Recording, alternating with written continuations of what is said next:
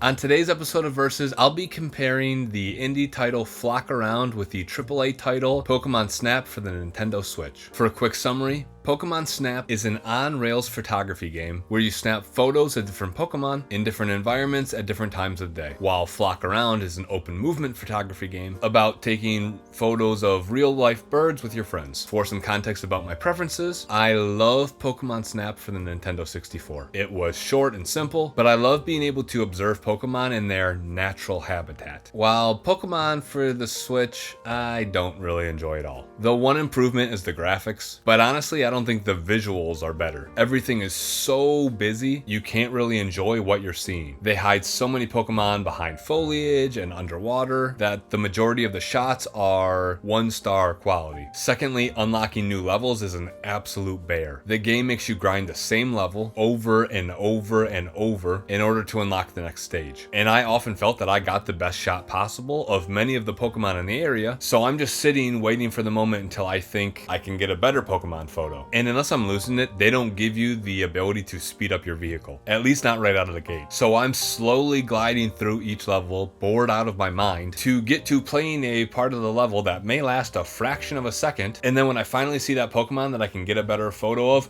pray that I don't mess up the shot. After playing the second level of the game 4 times in a row, and still not unlocking the next stage, I was mentally checked out. And I say second level because when you unlock a new stage, that new stage is just nighttime of the stage you already played. Honestly, at times, it felt like this game was intended to be a mobile game, that when you got tired of grinding, you could just pay money to unlock the new features. And the overworld you have to go to every time you clear a level feels really jarring and feels like a bit of an anti-pattern for game design.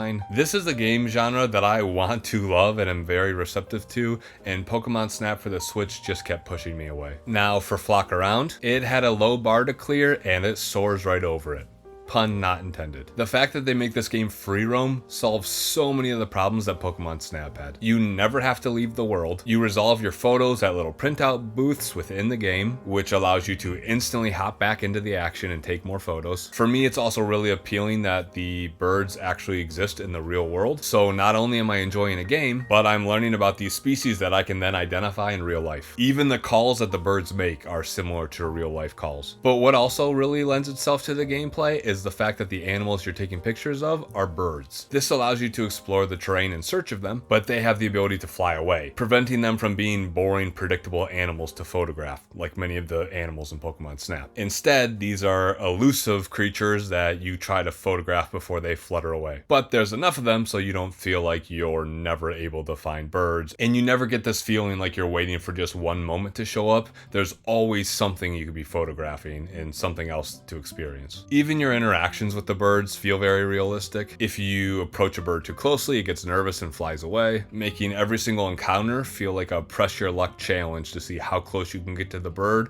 and take that perfect photo. Another large difference between Flock Around and Pokemon Snap is that Pokemon Snap is a single player game and Flock Around is meant to be enjoyed with your friends. That being said, I played Flock Around completely solo. I think I probably would have had a better experience with friends, and I wish there was more depth and variety to explore because I very quickly unlocked all the zones, and I took photos of the vast majority of the species in the game, partly because the game is small, but also partly because it was so fun that I just kept grinding and making more progress. This matchup was clearly no contest. Flock Around is easily my recommendation for a photography game, and if you like the original Pokemon Snap for the 64, you should think about checking this one out. Thanks for watching, and I'll see you next time.